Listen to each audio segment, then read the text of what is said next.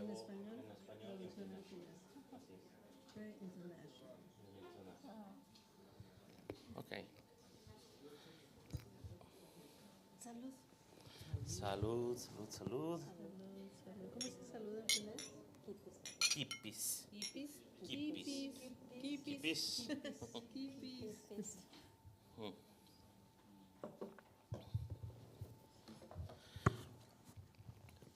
Okay, good afternoon. We're going to start with today's event. The name of this event is Plumes and Wells and Burning Tongues, Mexican Poetry and Geological Writing.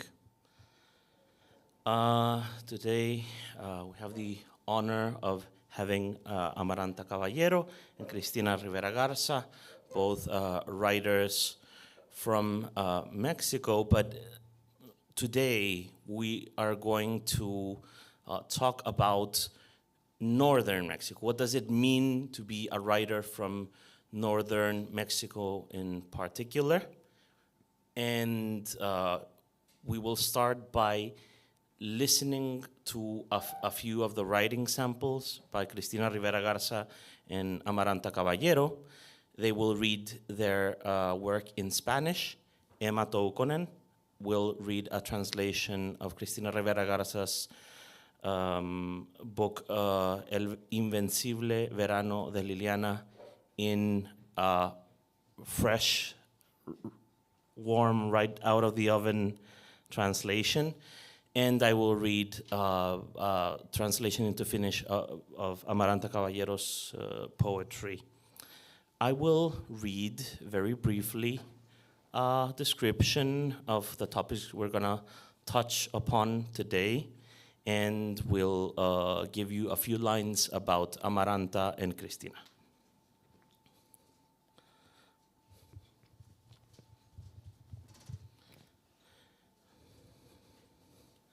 From ancient nomadic mythology to the villainous feats of Pancho Villa, from Roberto Bolaño's apocalyptic imaginaries to the televised struggle of contemporary migrants, the Mexican desert remains a baffling place. Cavity and canvas, buffer zone and epicenter, a place for industry and debacle. In recent decades, their vantage point and cultural syncretism have garnered northern Mexican writers a special place in the landscape of contemporary literature. This success is partially a recognition of many writers' sharp aesthetic sense. On the other hand, the book industry in both the Spanish and English-speaking realms often regards them as chroniclers, war zone informants, or eyewitnesses to a crumbling society. Polish philosopher Leszek Kolakowski once wrote that through repetition, horror empties itself of meaning. Thus, the connection to this fraught region sometimes threatens to trivialize the individual writer's pursuits by overdetermining their themes and approaches. In reaction to this conundrum, northern Mexican writers wander around the globe and resort to inwardness, hallucination, theory, historical accounts, and all the devices that are there to express the complexity of life and the complexity of life in northern Mexico. Okay, so I will give you a few lines about Cristina Rivera Garza. She is the award-winning author of several novels, collections of short stories, poetry, and nonfiction books. Originally written in Spanish, these works have been translated into multiple languages, including English, French, Italian, Portuguese, and Korean. And now we have the first tip of this very interesting literary pursuit in Finnish. Recipient of the Roger Calva Award for Latin American Literature in 2013 and the Ana Sengers Prize in 2005, Cristina Rivera Garza is the only author who has won the International Sor Juana Inés de la Cruz Prize twice. Once in 2001 for her novel Nadie me verá llorar, translated into English by Andrew Hurley as No One Will See Me Cry, and again in 2009 for her novel La Muerte Me Da. Cristina Rivera Garza is a MacArthur Foundation Fellow for Fiction and Nonfiction Writing, and she currently works as the director of the Creative Writing Program in Hispanic Studies at the University of Houston in Texas, and was last year appointed as a member of El Colegio Nacional, which is Mexico's Academy of Sciences. Was it last year? Last year. Yeah, last year. Mhm. No, this year. No, last year. Last year, right? Yeah. That happens to me as well. Yes. And the reason why we were able to lure Cristina to Helsinki today is because she is now the recipient of the Berliner Künstler Program Fellowship from the German Academic Exchange Service. So she was in Berlin, that's why it was feasible to have her here today. Amaranta Caballero Prado is the author of 12 books, including All These Doors, Todas Estas Puertas, published by the Programa Cultural Tierra Adentro with Seculta. Conaculta, And her poetry and art have appeared in many Mexican and international literary magazines. She has performed her poetry across the Americas and in Russia, Germany, now in Finland, and she's currently working on an interdisciplinary project that weaves together music, graphic art, and literature. She lives in Guanajuato. Is that still true? Yeah. She lives in Guanajuato, in what is like central. Central Mexico. Alrighty. Yes, and just the tip of the center. Okay, so I think the best way of gaining access to like any new author is to just listen to the literature. So that's what we're going to do first. I would ask Cristina to read one passage from this book, El Invencible Verano de Liliana. Okay. So, thank you so much. Thank you for the invitation. Thank you. Hey, hello. Thank you for the invitation. Thank you for being here. It's wonderful to be here. Hola, buenas tardes a todos. Qué bueno verlos por acá. Do all of you speak Spanish? Todos hablan español? No, so we have to speak in English. All right. Okay, we'll do that. I'm going to be reading just a fragment, a section of this book, El Invencible Verano de Liliana, which was which I also wrote in English as Liliana's Invincible Summer. It's a very personal book. It tells the story of the femicide that my younger sister, Liliana Rivera Garza, was victim of on July 16 of 1990. She was 20 years old. She was an architecture student, and she was trying to end a relationship with Ángel González Ramos. He decided that she was not gonna have a life without him. Very soon after the crime was committed, a judge in Mexico City found enough evidence to issue an arrest warrant against Ángel González Ramos, who ran away and remains out of the reach of the law till this day. So he remains at large until today. So I wrote this book some 30 years later, and we'll talk about that. I'm going to read this section in Spanish. 4 de octubre. Estamos en el después, que es largo. Un día después de haber visitado la Procuraduría de Justicia de la Ciudad de México para tratar de obtener copias de la averiguación previa 40-913-990-7. Voy al cementerio en compañía de mis padres. Es 4 de octubre. Liliana tiene ahora muchos más años bajo tierra de los que vivió sobre la tierra. Habría sido su cumpleaños número 51. Es su cumpleaños número 51. Libra con ascendente en Capricornio. Un gallo en el zodiaco chino. Aquí estamos los tres, todavía invitados al convite de su vida y de su memoria. Traemos con nosotros el azadón para deshiervar la tumba sobre la que hace ya tantos años elegimos colocar solo una pequeña losa de cantera, su nombre y las fechas de su nacimiento y muerte talladas en la parte superior del rectángulo oscuro. Y traemos también las cubetas de plástico para acarrear agua y regar las flores que compramos, como lo hacemos desde hace 30 años en el mismo puesto a un lado de la carretera. Allá, del otro lado de la puerta de hierro cada vez más oxidada, caminamos y comemos, saludamos a personas, celebramos triunfos, ofrecemos condolencias, acudimos a clase o a fiestas. Allá afuera se pasean las vidas que continuaron, las carreras, los libros, los viajes, los cumpleaños, los hijos.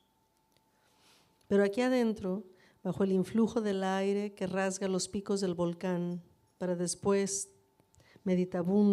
tocar después meditabundo el interior de nuestros pulmones con sus alas frías, aquí adentro somos pura pesadumbre. Es mentira que el tiempo pasa, el tiempo se atora. Hay un cuerpo inerte aquí, atrancado entre los goznes y pernos del tiempo que suspende el ritmo y la secuencia. No hemos crecido, nunca creceremos. Nuestras arrugas son artificiales, indicios apenas de las vidas que pudimos haber vivido, pero que se fueron a otro lugar. Las canas, las caries, los huesos frágiles, las articulaciones entumidas, meras poses que ocultan la repetición, la redundancia, el estribillo. Estamos encerrados en una burbuja de culpa y vergüenza, preguntándonos una y otra vez, ¿qué fue lo que no vimos? Este es el eco.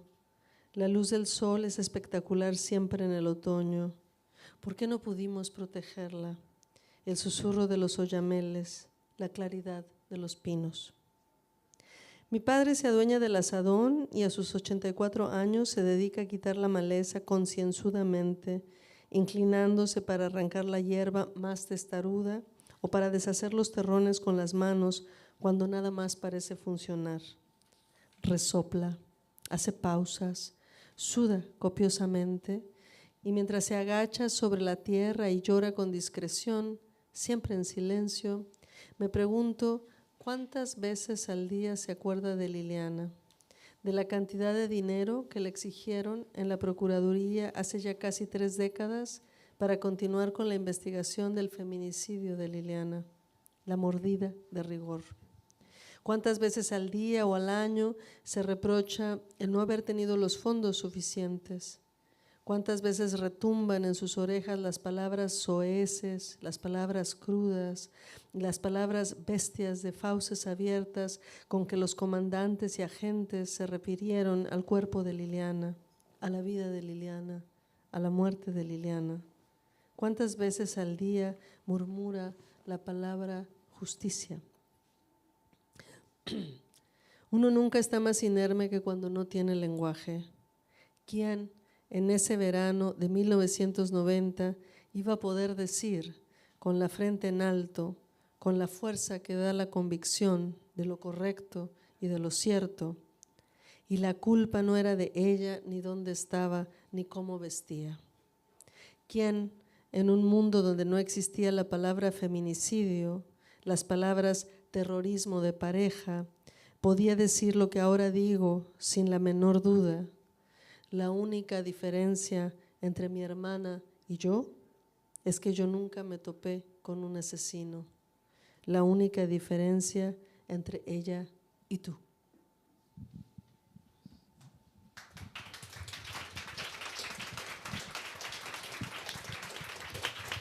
And thank you so much for the translation, Emma. Thank you. 4. lokakuuta. Aika kaiken jälkeen tuntuu ikuisuudelta. Päivä sen jälkeen, kun olemme vierailleet Mexico Cityn syyttäjälaitoksella hankkimassa kopioita aikaisemmasta tutkimuksesta numero 40/913/990-7, menen vanhempieni kanssa hautausmaalle. On 4. lokakuuta. Liliana on ollut nyt kauemmin maan alla kuin ehti elää sen päällä. Tänään olisi hänen 51-vuotis syntymäpäivänsä. On hänen 51-vuotis syntymäpäivänsä.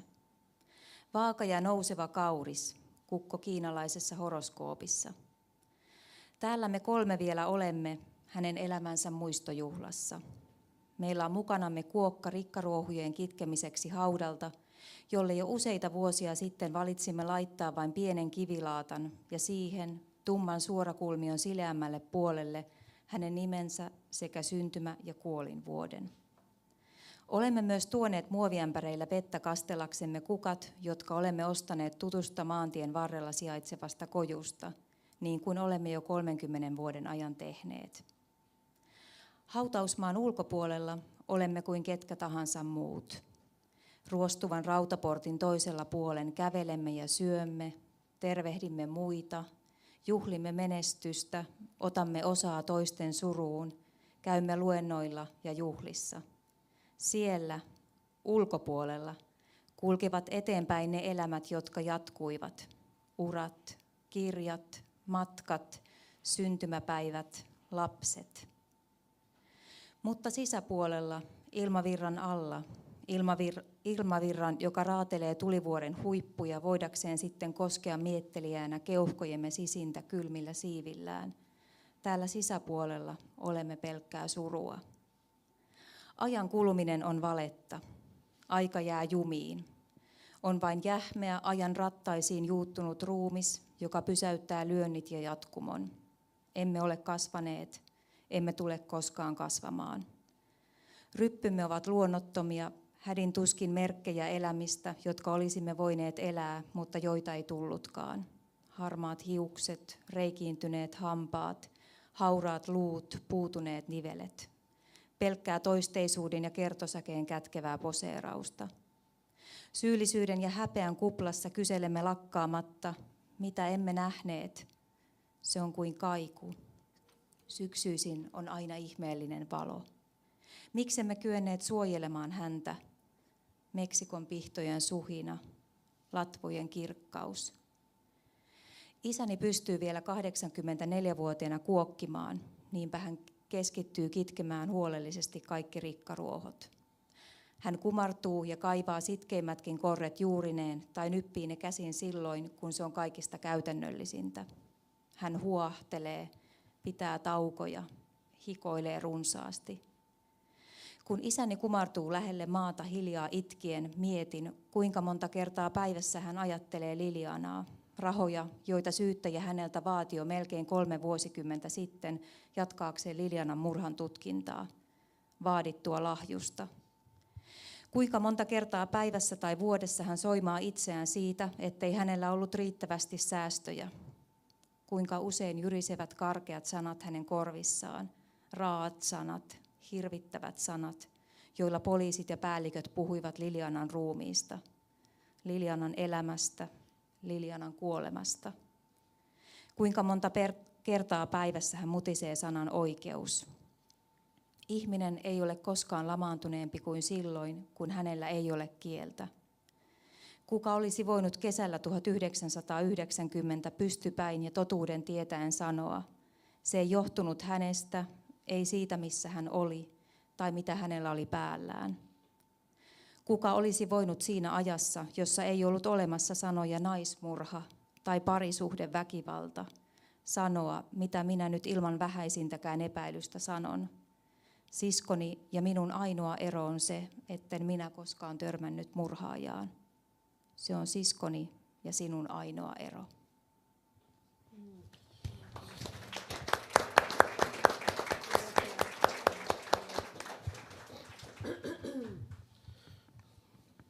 Thank you, Cristina. Thank you, Emma. It's kind of a double whammy because the text in Spanish is so strong, and then listening to it in another language also makes it feel so raw again. Yes, yes. Okay, thank you. Now, I'll ask Amaranta to read one of her poems that was selected, I think, by Rikke Bolte. Is that right? For the lyric.com, no? The House for Poesy in Berlin. Uh-huh. First, I want to say Kiitos, all the audience. I'm very happy and proud to be here this evening. Thank you very much, Roxana and Huicho, because all this trip is beautiful. Sorry for my bad English. I prefer to speak maybe in Spanglish, but I think it's not the moment. I'm really happy because this trip means a lot of, for many reasons. But the first point is because Cristina is here, and for me it's very important this moment. I'm very happy, gracias. Bueno, ¿qué me preguntaste? Perdón. I came across this poem Sí. that was put together for what event? I think it was a participation in Latinale. I was reading my poetry there in 2007 and 2016. I was part of the meet there 2 times. And you find this poem maybe in lyric. .de. This is the House of Poetry in Berlin, and they have a big. Es un compendio de poemas, gente de todo el mundo. It's like a poetry encyclopedia of international poetry. Así es. Yes. And this poem is part of this collection. And thank you for the translation, which I will read the poem titulado De ser posible. De ser posible. Luego de 4 meses de volver a casa, los pájaros de la mañana siguen sonando a fresco, a plantas, a cerros de tierra fértil entre hojarasca y armadura.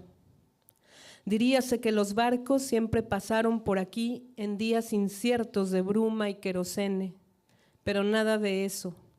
Salitre es lo que extraño con sus curaciones respiratorias y exfoliantes de la piel, porque entre tanta venda y achicoria, entre cortes, tajos y rebanaditas, las jeringas prominentes y las gasas vaporosas, ya mis trazos, mis dibujitos, no me dicen, ni me hablan, ni me consienten.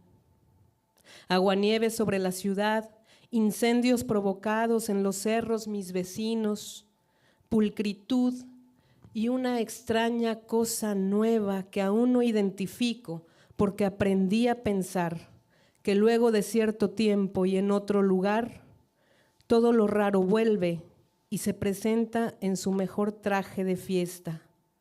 Limpio, sin costuras.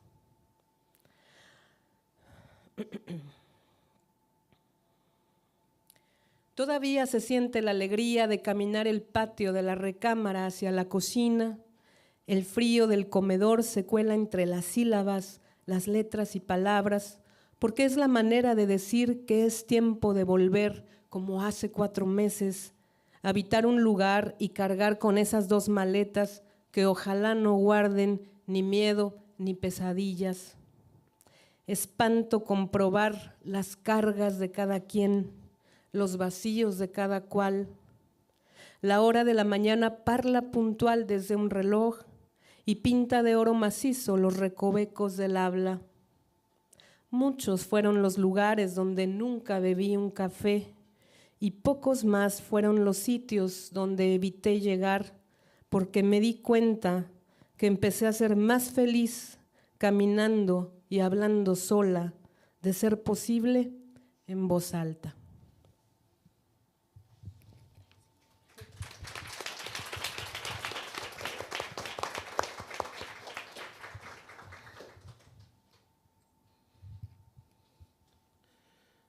Jos mahdollista.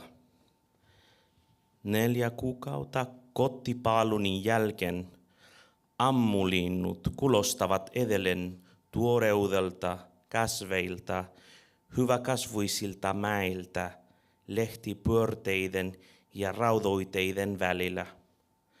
Laivat on näköjään aina kulkeneet tällä päin, arvaamattomina, petrolihajuisina sumupäivinä, mutta kaikki näyttää minusta ihan samalta. Minä kaipaan Salpietarin tarmoa, hengitysteiden hoitoaineita kuorintavoiteineen. Täällä toisaalta harsojen ja sikurien keskellä, sivalusten ja viltojen, ulkonevien ruiskujen ja sumuisten siteiden keskellä piirtoni, piirrokseni eivät kieli, eivät puhutele, eivät heli mua. Sataa räntää kaupungin päälle, tuhopoltot riehuvat naapurivuorilla. On sisteuta ja uusia ymmärtämättömiä asioita. Olen oppinut, että kaikki outo nousee edelleen esille myöhemmin ja muualla, sistinä ja saumattomana parhaimmassa juhlapuvussaan. Edelleen on ilo kävellä makuhuoneesta pihan kautta keittiöön. Ruokasalin kylmyys tihkuu tavujen, kirjainten ja sanojen lomitse. On aika lähteä uudestaan, kuin kuukausia sitten, kantaessani mukanani 2 pelottomuudesta täynnä oleva laukua asuttamaan uutta paikkaa. On hirvittävä tuntea kunkin kuorma, jokaisen puuteita. Kellosta käsin aamutunti puhuu säntelisenä ja maalaa puheen sopukoita kiinteällä kullalla. Lukemattomia paikoja on, jossa en koskaan juonut kahvia. Monista muista paikoista vältyn, sillä olen onnellisempi kävelen ja yksin puhuen, kovan äänen, jos mahdollista.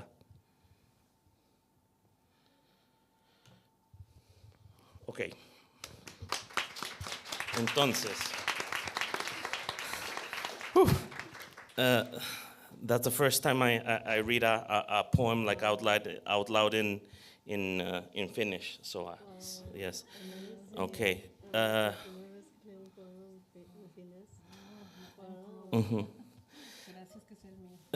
Yes. So there are many things to unpack, but in order to give the public some context, I would like to start with a general question about geography.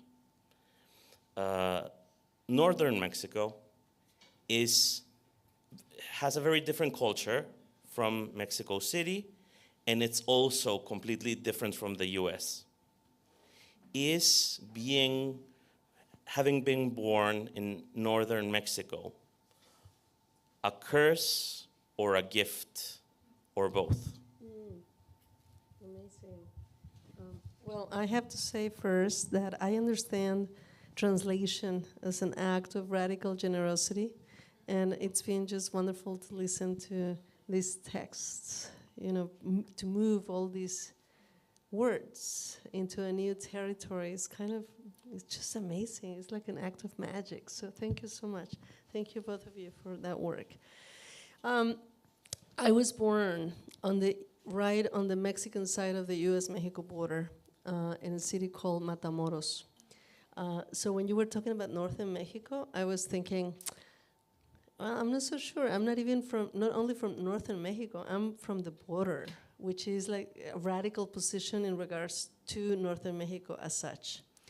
if you ask, my family has lived in central Mexico for a long time in a city called Toluca, an hour and a half from Mexico City. And my parents, if you ask them right now, even today, where are you from?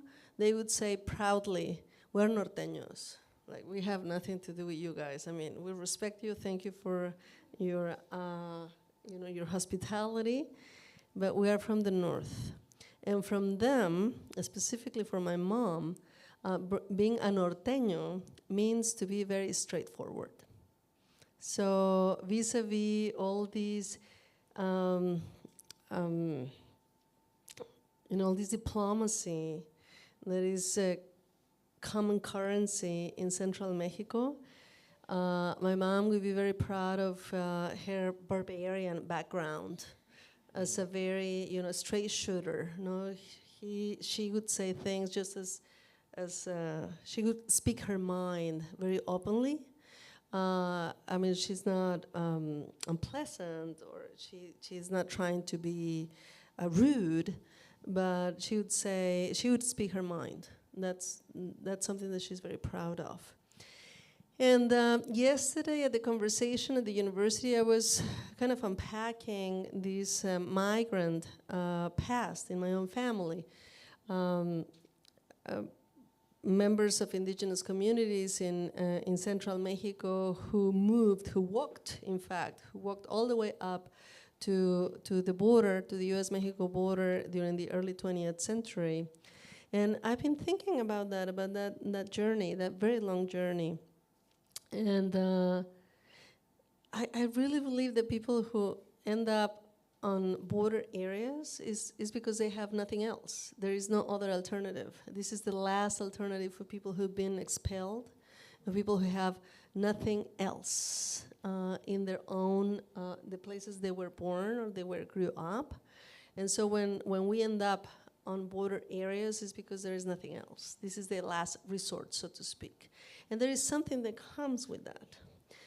A certain desperation, if you want to, but also certain resourcefulness as such.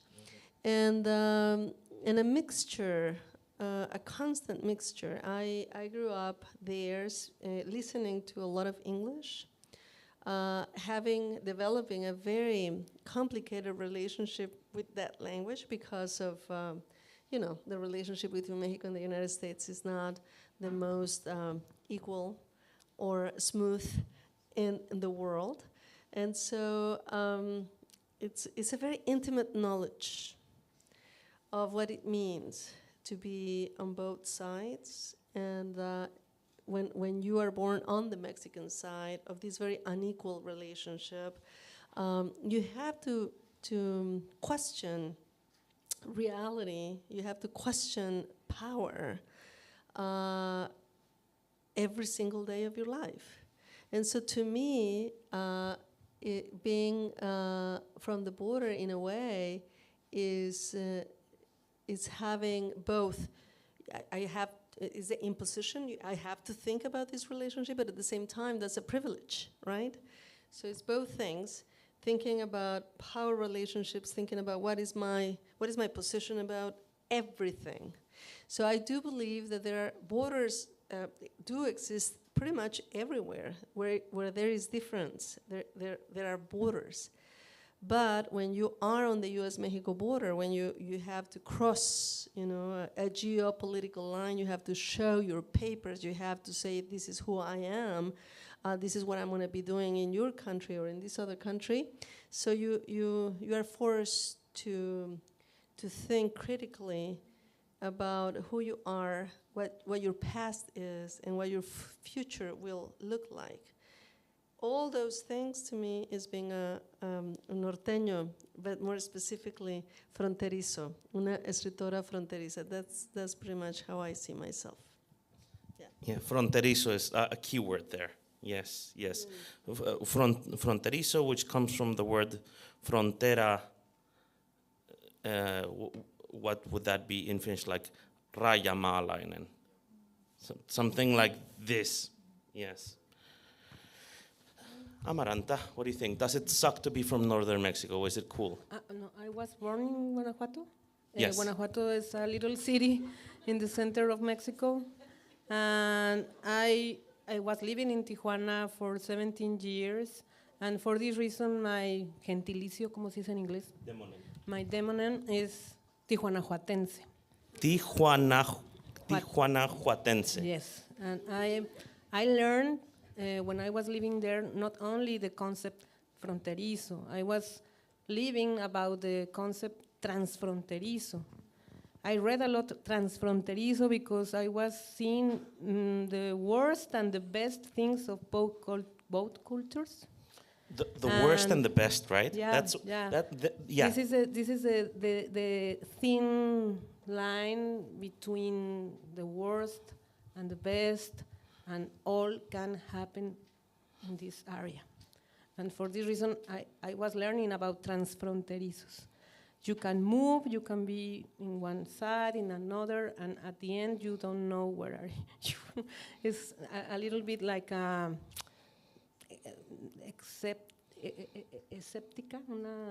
skeptic.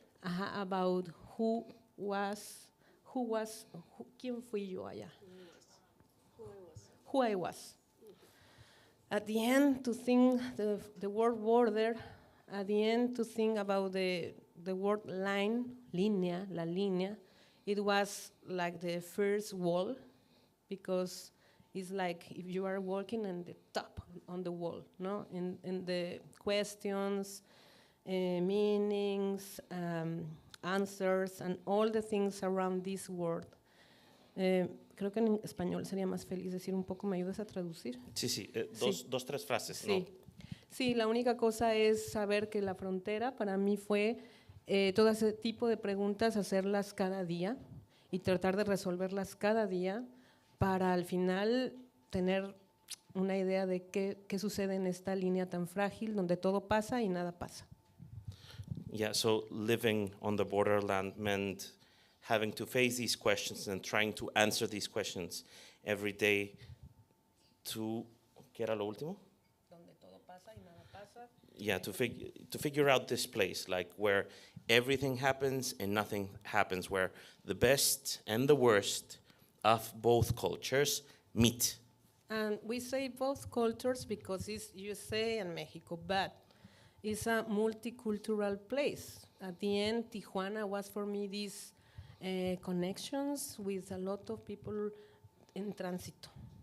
And I don't know, maybe because the example of Cristina, she born in Tamaulipas, and this is the other side of the border, and all these different situations between these areas.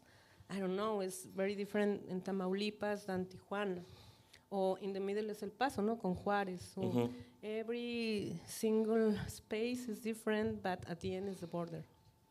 Yes, and I would like to mention that also, like the time where you were growing up, the border became, it's always been a critical place in the history of US-Mexico relations, but also you saw NAFTA, right? And you saw, like, for example, the construction of the mega flags, right? These kinds of things. So it has been like a very fraught space. Okay, now we're gonna go bit by bit, approaching the literary. So I was thinking when Emma was reading the book and analyzing some of the metaphors, right? One thing that we talked about was this image of time stopping, right? As if a corpse would in some way fall into the machinery of time and like jam it. In that passage, you talk about time stopping.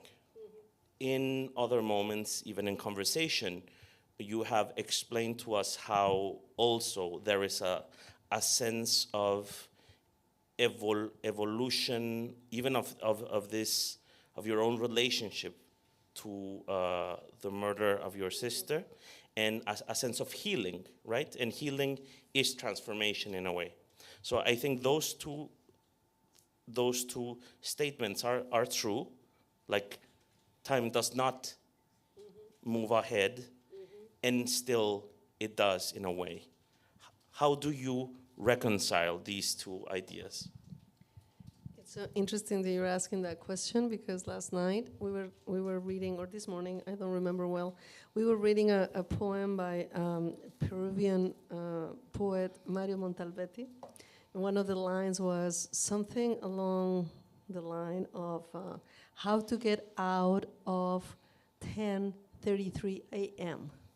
Like that specific time was a place, as though time might have a door, and you might want to get out of that specific minute. And somehow that seems pertinent right now in regards to your question. I do relate that sensation of time pausing or completely stopping to trauma. I mean, that's what trauma means in many ways, right? So you are repeating constantly, looping once and again. You go back to an originary situation, to something that doesn't change over time. And writing, and specifically the writing of this book, in many ways has meant to let time out, to let time evolve and unfold, right? I don't know if this is exactly healing, because I do believe that the only way that we personally and we as a society could heal would be through justice. And since justice has not been served, I don't think that true, complete healing could take place. But I do believe that the writing of this book has triggered a very important transformation. My family and I lived through a very violent type of grieving process. It was forcibly silenced process. A story that it was very difficult to tell, because patriarchal narratives would not allow you to tell this story from the perspective of the victim or her family. But it is a narrative, and we all, I think, are familiar with the passionate crime narrative, which intrinsically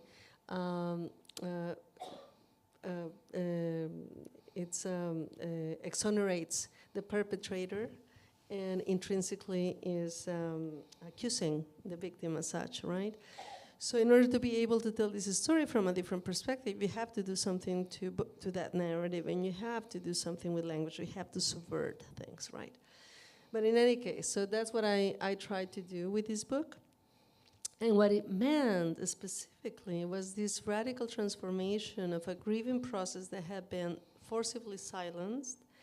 I saw how that became a grieving process that was more collective in nature.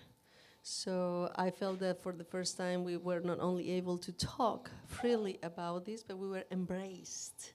So the grieving as such became this embraced. And once you are received, in that embrace and protected in many ways, I think the relationship with time varies, and varies drastically. So instead of going back to the wound, going back to the site of the trauma, you are able to go back, or to move, into a very different conversation.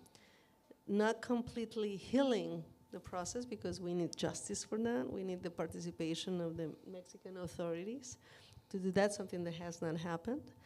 But what we do have is that the possibility of telling this story, not from the point of view of the authorities or of patriarchy as such, the possibility of the retelling of this story with the words, the actual words written by Liliana and her own way of looking at the world, and as a consequence of that, the possibility of finding ourselves within this larger embrace. Thank you.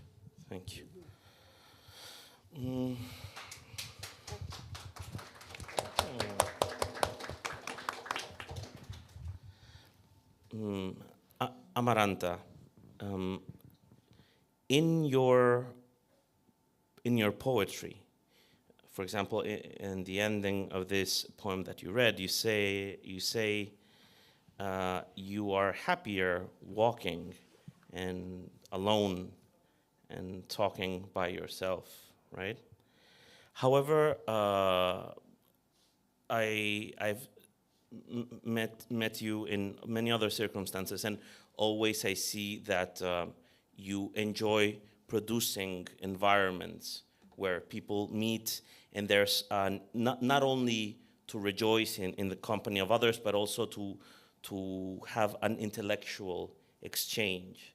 So in a way, your poetry talks about loneliness, but I think many of the other things that you do in your life are about being together with people, about creating community. Why is that? Do you see there like two aspects of the same pursuit? Is this like a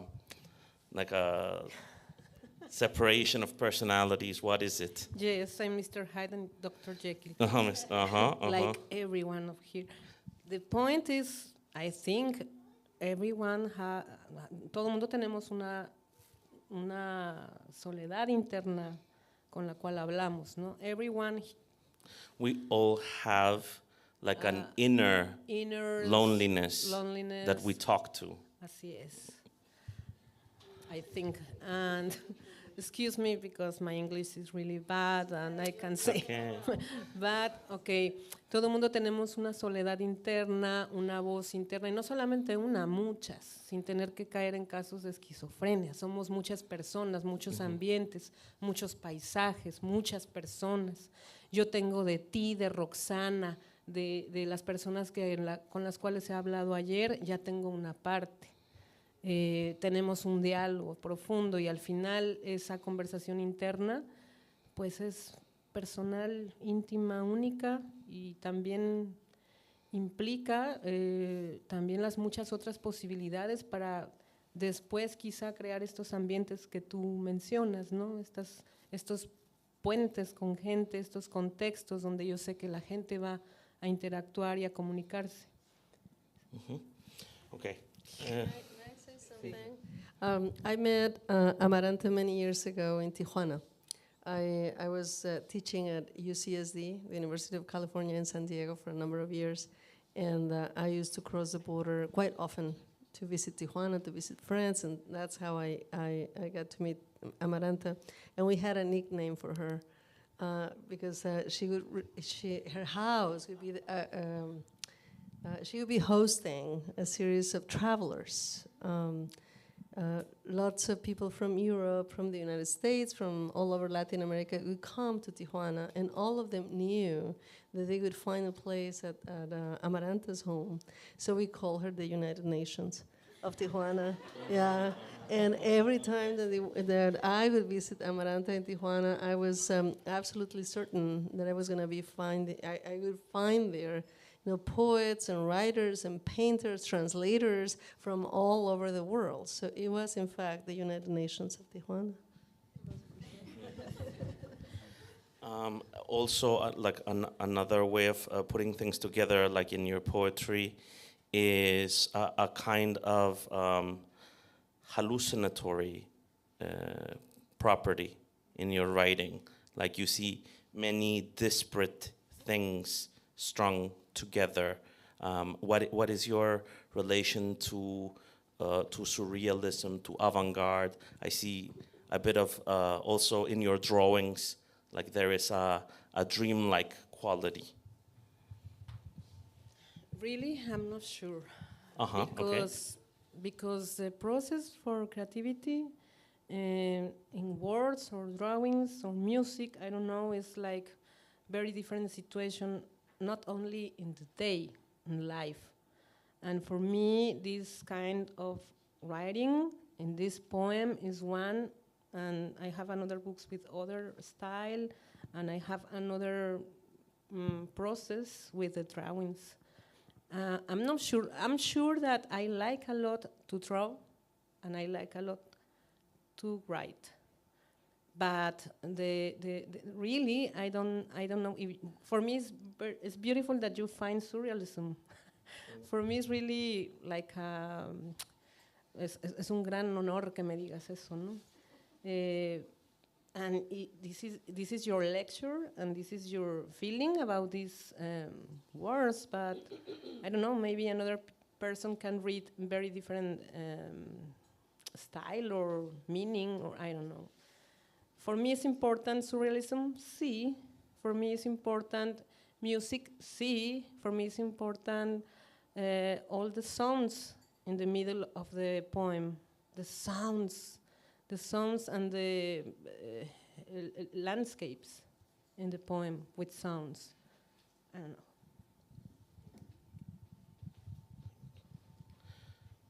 know. Yesterday, Cristina, at the university, you in your conference you touched upon several moments in your other very recent book, Autobiografía del Algodón, and we were discussing in during the Q&A this relation between data and fiction, right?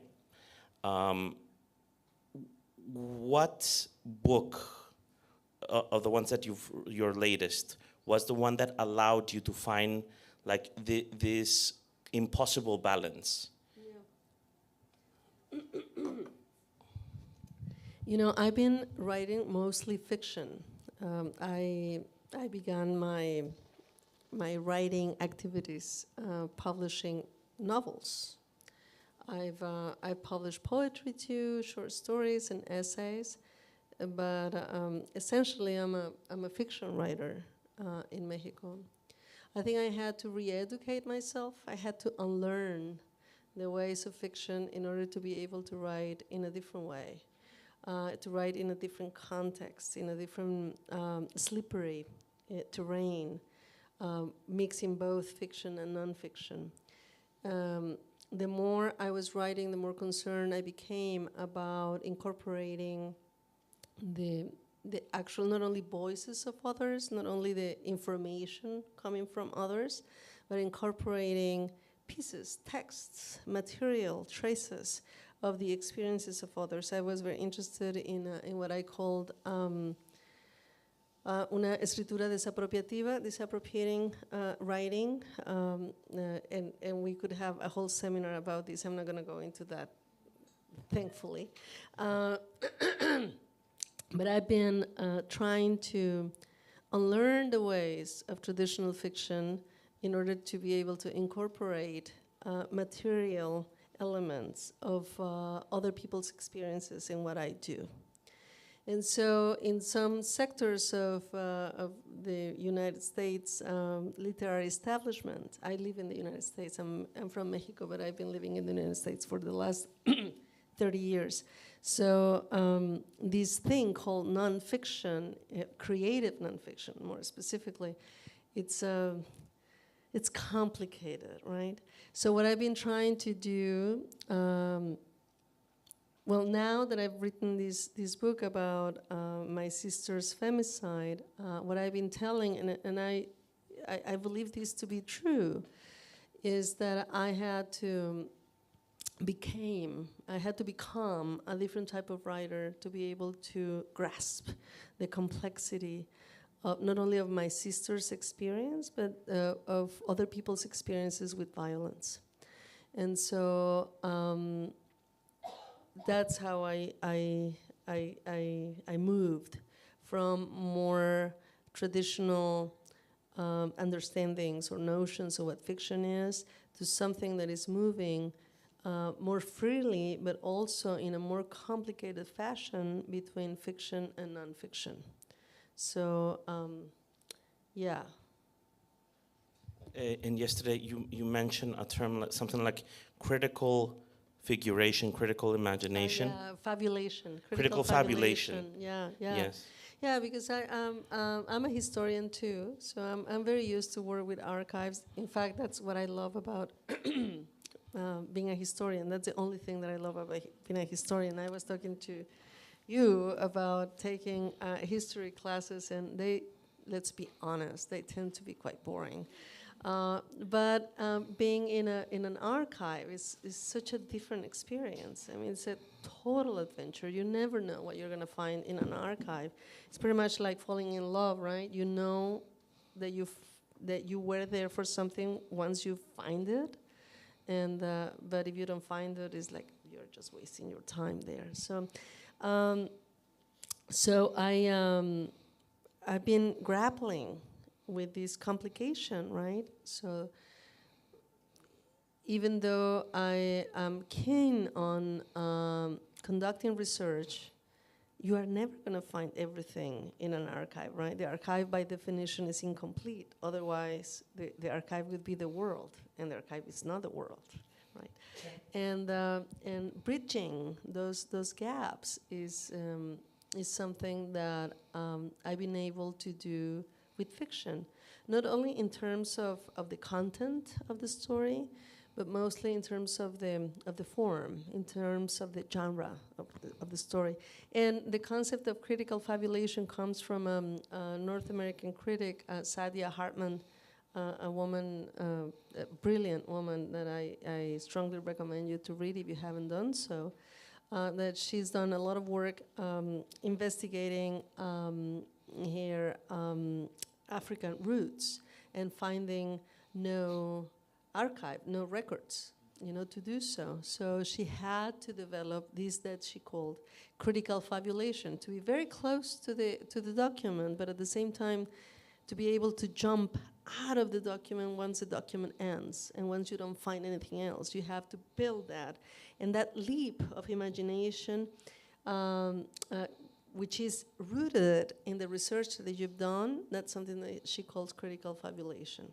So in terms of the content, I think I'm very pleased with that explanation.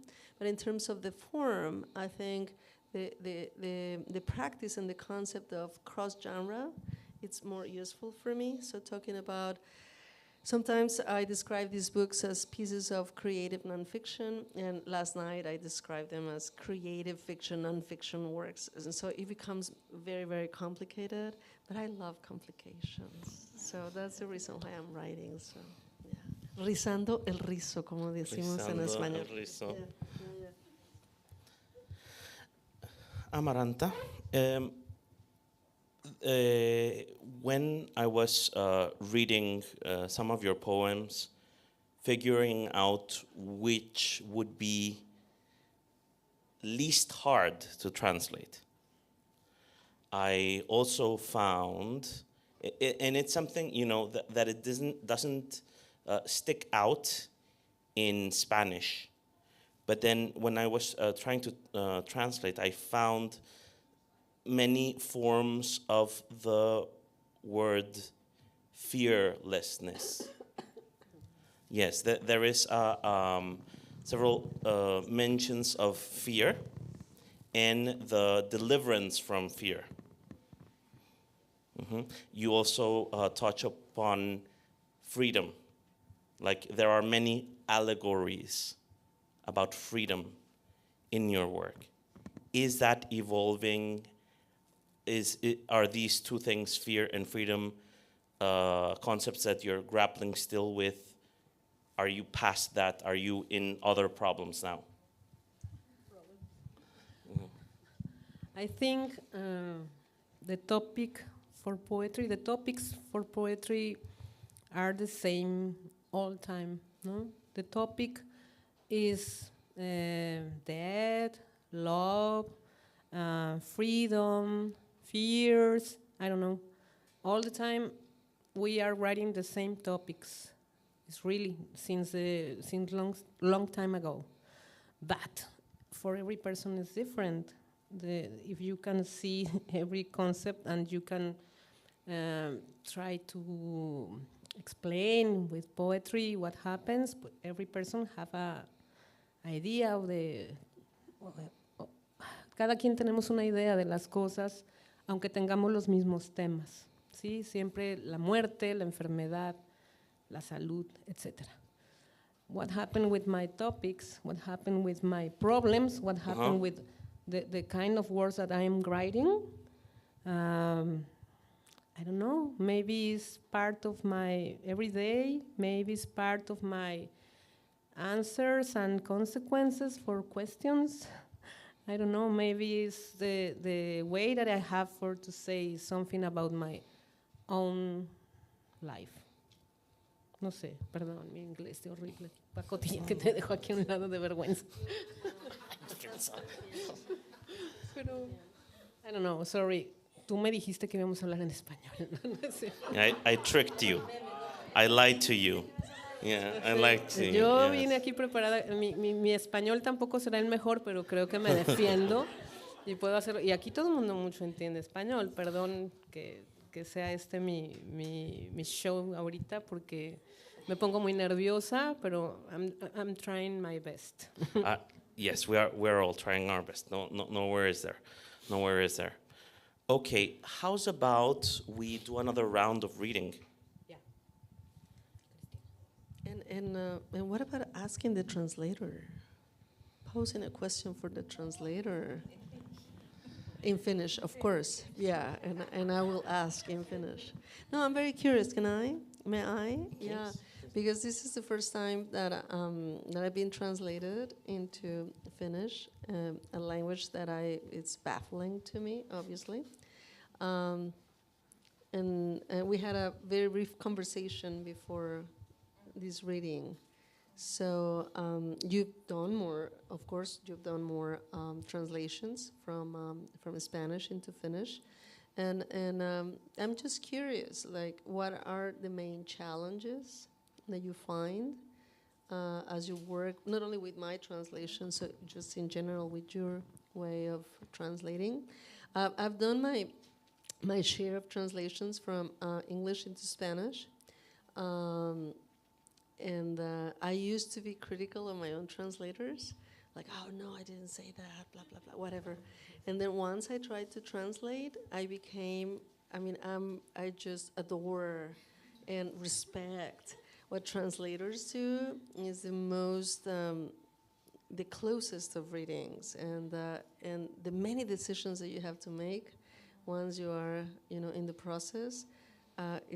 It's really complicated, and it's a trade that I have lots of respect for. So I just would like to know what's your process like? What do you think about what you do? Okay, can I answer in Finnish maybe? Yeah, sure. Try to, because for the public. Mähän vasta olen tässä aloittelija, eli muutamia...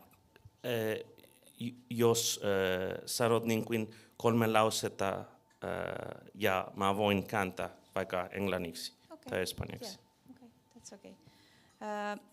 No mä olen vielä aika tuore kääntäjä, vasta alkoja, jos näin voisin sanoa. Ja no yleisesti mä ajattelen, että mä oon kääntänyt siis proosaa ja runoja, ja mä jotenkin ajattelen, että proosan kääntämisessä aika nopeasti pystyy ehkä huomaamaan, että missä kohtaa se teksti ikään kuin prakaa tai missä kohtaa sitä pitäisi korjailla. Taas sitten runojen kääntämisessä niin se ehkä vaatii vähän semmoista pitkäjänteisempää tai niihin teksteihin uudestaan palaamista.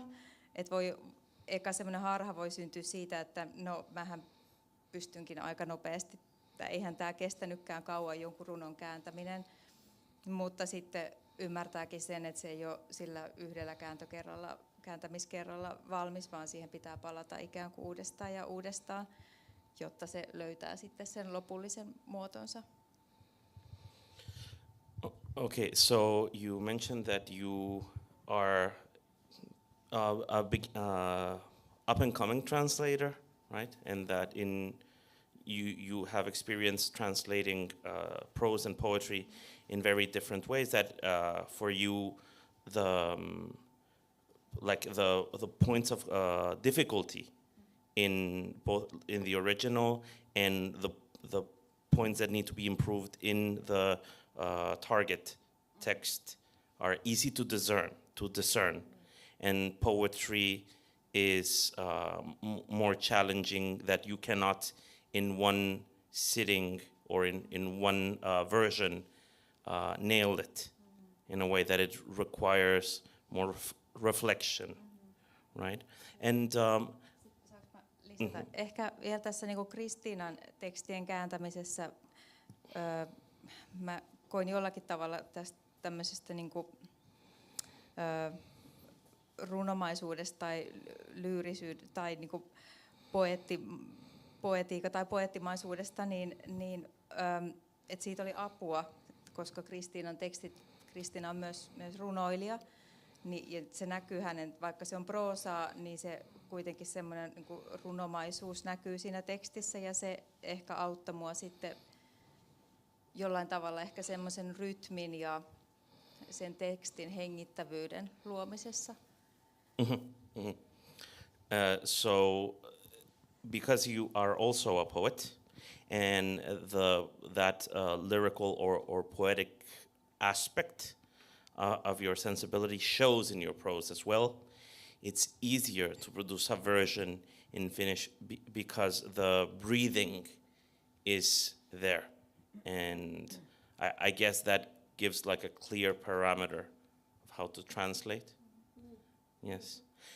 Now, what about these words that we use in Spanish a lot, that in Finnish are rarer? Like, for example, the word ritual, disaster, these kinds of words. Would you have a couple of ideas about that, like how, let's say, the semantic fields are a bit different in the two languages? Niin, ehkä jos ei löydy niin kuin suomen kielestä täysin vastaavaa sanaa, niin sitten ehkä sen voi selittää auki toisilla sanoilla. Sellaisia ratkaisuja mä käytin Kristiinan tekstin kanssa. Mutta sitten ehkä on myös vaan hyväksyttävä se, että kaikkea ei ehkä voi, tai ihan niin kuin täysin semmoista vastaavuutta ei voi löytää. Että voi päästä aika lähelle, mutta sitten jotain ehkä jää aina hieman uupumaan.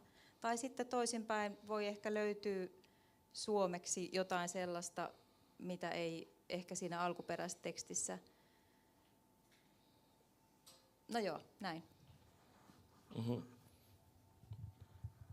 So first, when there are no correspondences, there is a need to find a way around the text. Selitä auki, right?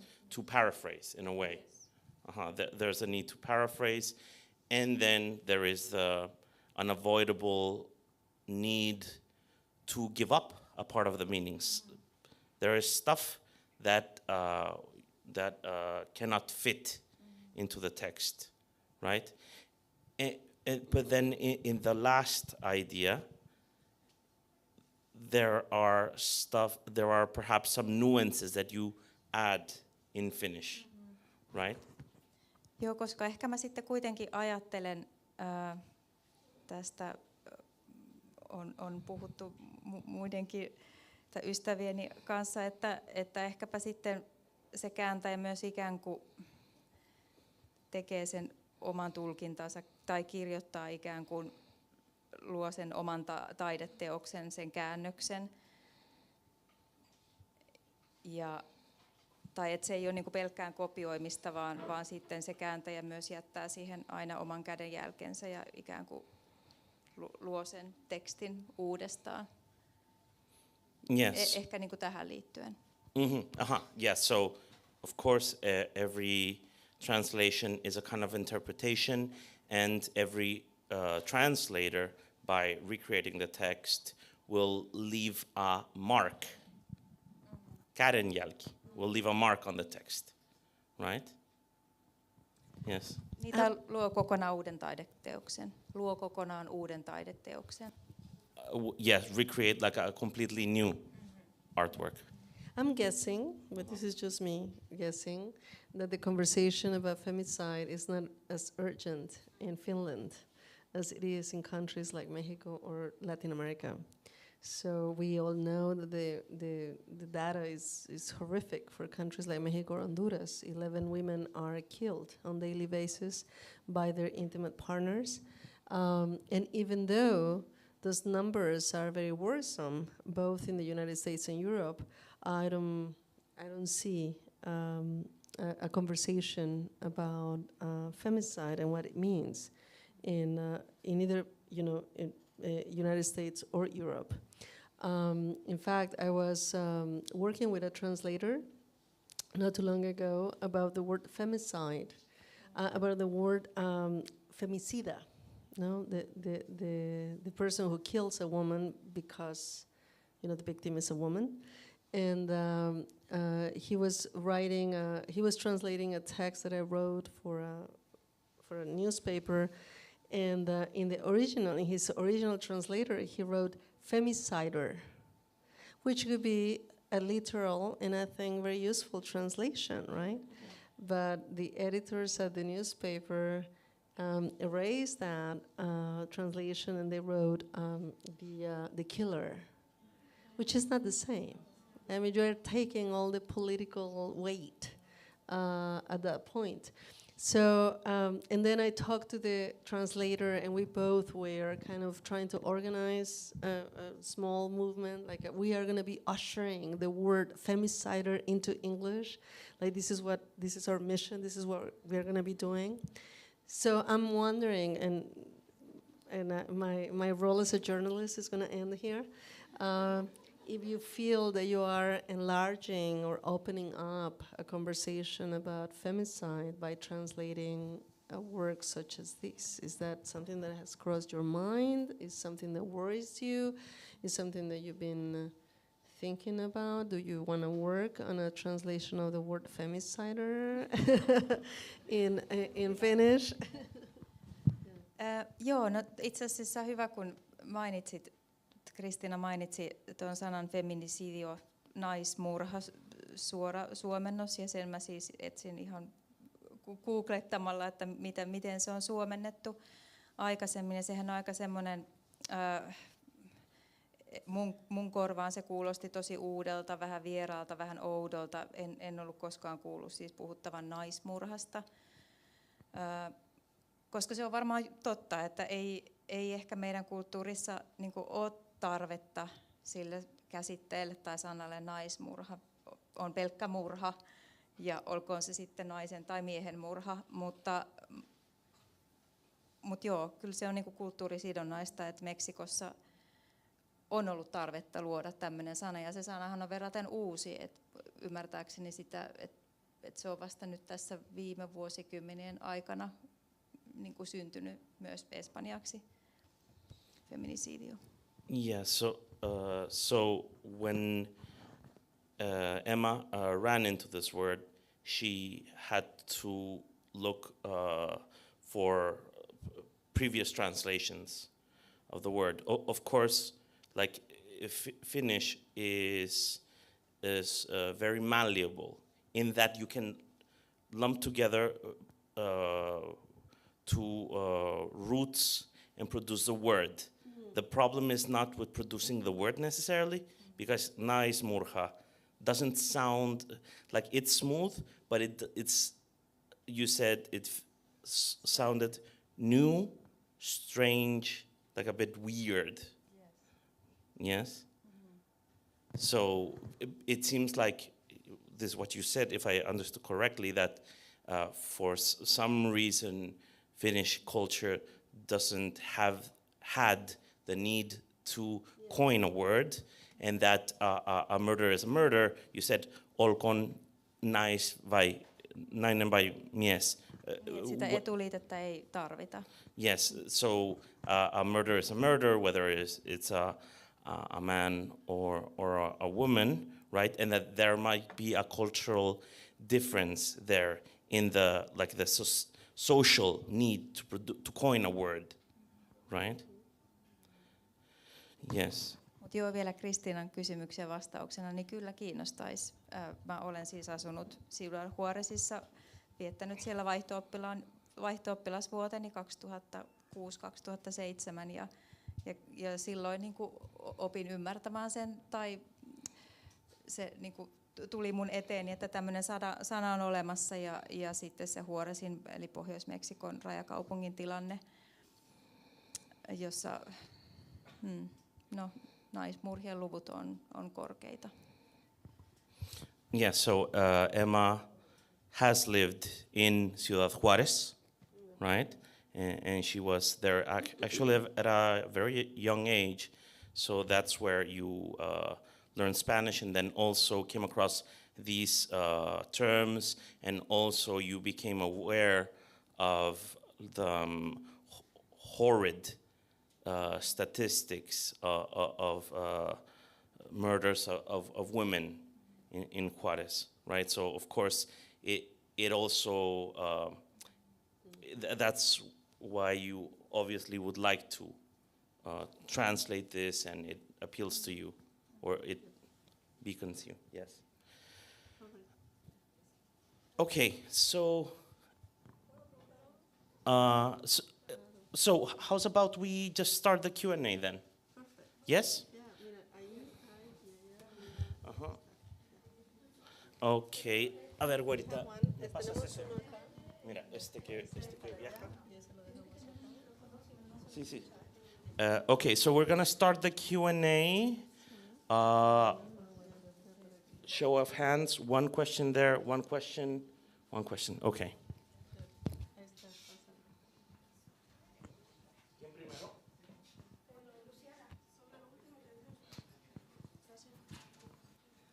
So, about this last topic, do you have in Finnish the figure of the passion crime? Since you don't have the, feminicide or whatever, do you have the passion crime? What was that? I'm sorry. For you. Yeah, can you hear it? Yes. Yeah, so you said that in Finnish there is no figure of this feminicide or femicide or something, but do you have the passion crime figure? Passion crime. Yeah, crimen pasional. Casi pena. There must be one.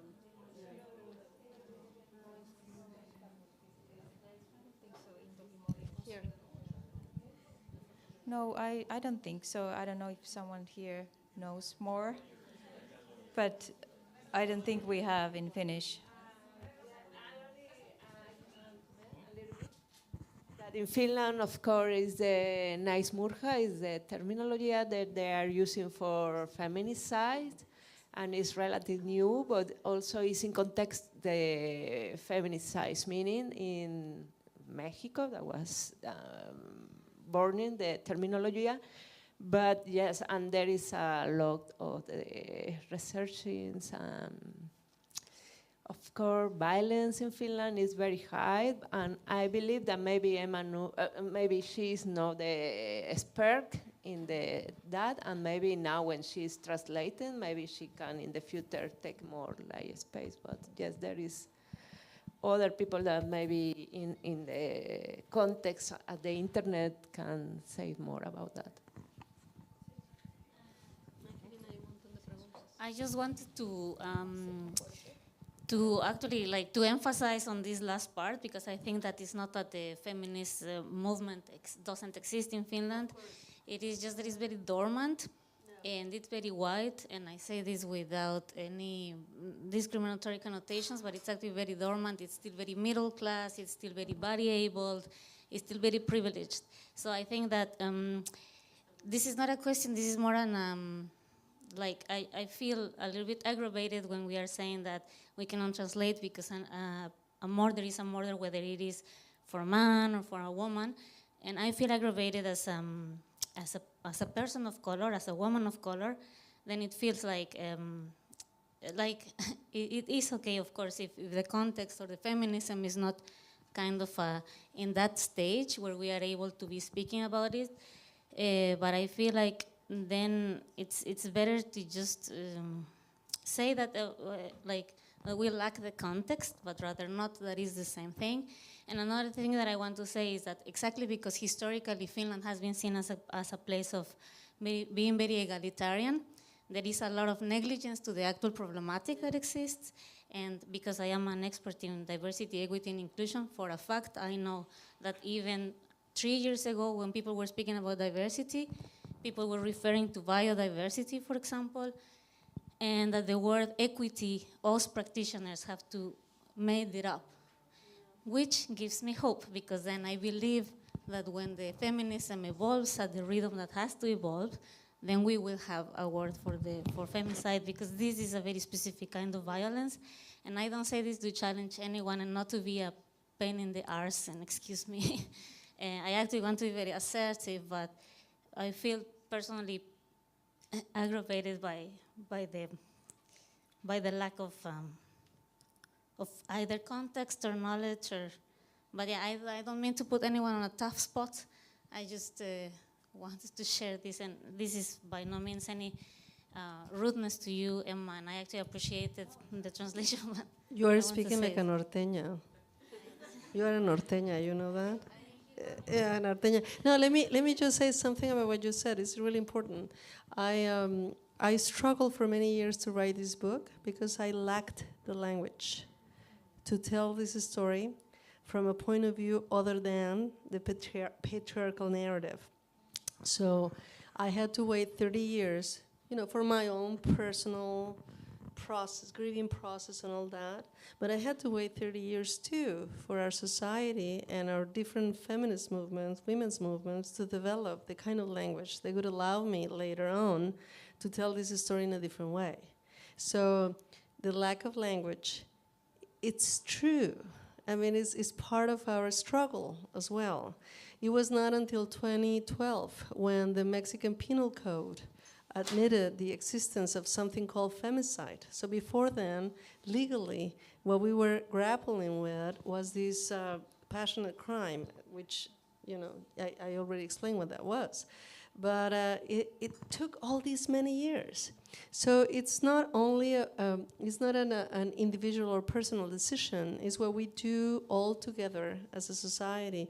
And that's the reason I'm very grateful for all women's mobilizations all across the globe, but specifically in Latin America.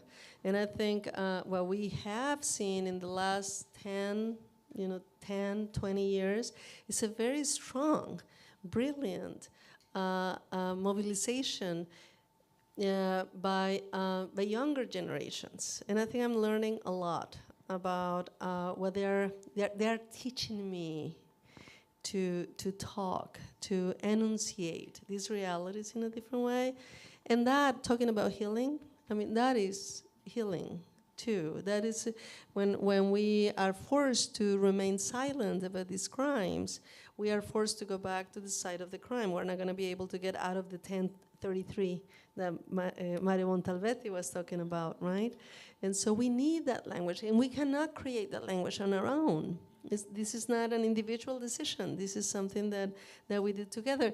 And that's the reason why I'm so grateful for translations, because indeed in the United States, where 3 women are killed on a daily basis by their intimate partners, there is no conversation about femicide. And that doesn't mean that the femicide does not exist or is not important. It's just they have not developed a conversation as urgent as we have, sadly, in Latin America, right? And so translators are playing this incredibly important role, bringing up this language and telling all of us, there is such a thing. It is urgent. Let's talk about it. So I'm incredibly grateful. And thank you for being so norteña, too. Well, 1, 2, 3, okay. Thank you. I have a question on that, and I wanted to ask, how is the creative process, if you could talk more about the day-to-day messy, not sexy backstage creative process when you are lacking the epistemic resources to make sense of your experience and you are trying to collectively build this. And I think the book, when you see like, okay, it happened 30 years, like the patience to stay with that pain, and how much in the last 10 years it has been like such ferocious, intense clicks of like, oh, this is the language that we have. And I think also like when changing latitudes from Mexico to Helsinki, and then facing like it's a different resonance. So I was just wondering how you stay with that creative process of understanding your work in a collective. I'm very glad that you mentioned this non-glamorous aspect of a creative process, because I don't know about you, but to me, there's nothing glamorous about that. I mean, you are just by yourself, immersed in all these doubts and questions, and you are trying to figure out something that you will be able to do only through writing. You cannot do anything, outside of the writing as such. But for this specific case, I would not have been able to write the book without the archive, without Liliana's papers. So one of the things that I've been telling in interviews, and it is also in the book, is that when I was finally able to open up the boxes in which we had placed Liliana's belongings, the whole situation changed. I had tried to write this book previously. I had 2 failed attempts at writing this story. Both of them were fiction-based, and both of them were terrible. But then in early January 2020, I traveled to Mexico City. I was finally able to open these boxes, and I was looking for some address books, some information, some data. And what I found there was this incredibly important collection of papers that my sister had written on her own. So, there was a conversation. Las Tesis were performing this incredibly important Rapist in Your Path piece. There were some very important victories, legal victories in Mexico in terms of convicting femiciders. And then at that point, I finally got to read my sister's papers. And then I said, this is it. This is what I needed. It's not my voice that this book needs. It's her voice. It's her presence. And to add to that, can you imagine, I was opening up this box that had remained closed for 30 years. The last person that had touched those papers was my sister. In 30 years later, I was the second person touching that. And so I felt that I was having a material connection with her. It was nothing, it was not metaphorical. It was not, new age mumbo jumbo. It was just like this, there is something of hers in this paper. And I'm now adding my cells, my touch too. So in terms of the creative process, what I wanted to do, I wanted readers to go through that experience, to feel Liliana as close, as present, as immediate, as I was feeling, as I was going through that experience when I opened up that box. And other than that, the very least glamorous aspects is that I had to move all those papers from Mexico City to Houston, where I live and I teach. And I had to spread out all those papers in my study room, and very quickly Liliana was all over the place, in the dining room, in the living room, and I had notes, sticky notes all over the place, from the refrigerator to my walls, and I was just trying to make sense. Liliana was the air we were breathing. It was all over us, my family, because I was writing that book, and we have one of these houses, the open concept home, so there was no way of hiding, and so Liliana was all over the place. And working with those documents, it involved things as boring as having to transcribe every single note that I read. So I wanted to write that down, to type it, so that I would make sure that I was understanding exactly what she wrote to begin with, not even the meaning of it. I was not even trying to interpret that. It was just like, am I getting these words right? Is this something that she wrote? Am I being faithful to this writing? And so just transcribing that, typing all those papers took a long time, and it's not glamorous at all. It's just, it's disciplined work, getting up in the morning and starting to work like at 7, 8, and ending later after, 4, 6, 8 hours of work, and doing that for, the number of days that you need to. And I could tell lots of stories like these, but that gives you an idea. You have to work very close with the papers. You have to be, very committed to the work. And to me, in this case, I wanted to be very careful, obviously. Writing about violence is a very slippery terrain, and I didn't want to re-victimize my sister. I wanted to respect her voice. I didn't want to editorialize her. I didn't want to project myself into her experience. There were so many, many dangers. And so just trying to be on my toes, just very aware of all these, that takes a lot of energy.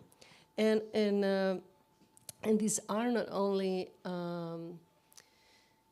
personal issues. These are intellectual problems, and it has to do with the relationship of writing and reality, writing and the body, writing and violence, and all that. So I was profoundly committed to go through the process. I was not so sure if I was going to be able to come out with an answer, but I was committed to go through the process. That I can say, yeah. Thank you for your question. Okay, so we have time for one last question because we do need to exit the library, the bookstore, I'm sorry. So just one more question. Okay. So we just need to finish the transmission. After that, we will have a moment, and you can approach Cristina if you want to continue a conversation. And I'm sure we're gonna go to a bar, and you're all welcome. And we'll, yes. Okay. So, Sergio. Yes. Well, we can collect a couple of questions and then try to develop a conversation about that. Yes, but then we should. If pero it's, se acaba la transmisión. Sí. Okay, adelante. Yeah. Adelante. No, first of all, I wanted to thank you both. It's like great to have you here. Amaranta, you should actually try to write in English because your rhythm is like very good. It's like this kind of Spanglish. It works perfectly for the ear, at least. And Cristina, I wanted to thank you for sharing your story. That's so. I mean, as a writer, to me, I write fiction. But it's like sometimes you connect too well with your characters and things, and you actually like feel them. But you're writing non-fiction, and it's your sister. I have a sister. To me, it was like I came for a more like joyful moment, and then it was like, whoa, take it. But yeah, and from the creation part, I just have like one small question. Do you have like any kind of what's the word in English? I don't know, like ritual or something to don't get so attached to your story. Yeah. You know, because we all have heard these stories about like, for example, actors that get like into character and they never can go back. Yeah. Wonderful question. Let me tell you something. I don't want you to leave this room with the idea that this is a somber, sad, down of a book. Because one of the issues that come back again and again when we're trying to write about violence is that the whole narrative evolves only about the violent moment, right? About the homicide, the femicide in this case. And that's something that I didn't want to do in this book. So what I wanted to share with my readers was Liliana's life. I had to mention Liliana's death, of course. And I had to mention the name of the femicider, of course. And you can even take a look at his picture in the book. and that deserves a place in this story. But this is Liliana's life story. And I wanted that to be the case. So you'll find there, I was obviously uncovering Liliana's own life in many ways. I was her sister, but I was not her classmate. I was not her boyfriend. I was not a guy in love with her in the 1980s. So they gave me very different perspectives of Liliana's life. In many ways, they gifted me with many Lilianas. And I wanted readers, and I wanted myself, my family, my friends, but also readers to be reminded that these women that are so violently taken away from us, they have beautiful, luminous, complex lives. Liliana was not a saint, and I don't want to make it into a saint. She would be totally pissed about that. She was a 20-year-old girl, you know, just realizing her potentiality, realizing that all the things that she wanted to do, she wanted to devour this world. And I want readers to get close to that, because I think something happens when we all together agree on the fact that we can miss someone. There is a powerful energy when we all together say, we miss this person. This person is lacking. We're lacking this person in this world. So it's not a nostalgic move. No, it's not like we want this past to be here. No, it's like there is an empty space here, close to you. And someone should be here and is not here because of structural violence, right? And so to me that's very important, and that's the reason why I wanted to get together to those many Lilianas. And so if you read the book, I hope, I don't know you guys, I mean this is just the author talking about the book. It's like, no, it's not, you shouldn't get out of the book saddened. I mean, you will be. I hope you get enraged. But at the same time, I want you to feel that you had a close connection with Liliana. Do you know her after this book? And then once you know someone, then that person is with you.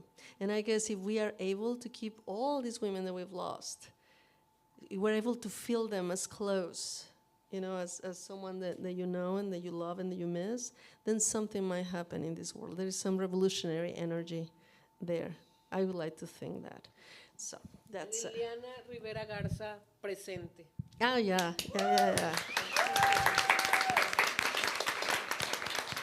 Thank you. Yeah, justicia. Yes.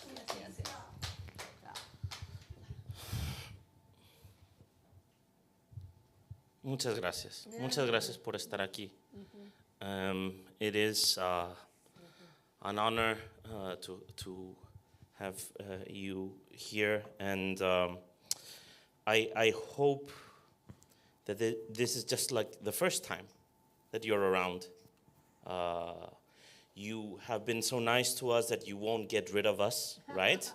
But it would be awesome to have you here again, both of you. Thank you very much. So we're just gonna finish the transmission, then we can mingle for a second, but then fairly fast we need to find a place that we can continue, because the bookstore will close. At 7? ¿A qué hora cierra, Armando querido? A las 7, at 7, yes. So in true Latin American fashion, we're going to be the last ones to leave. Yes.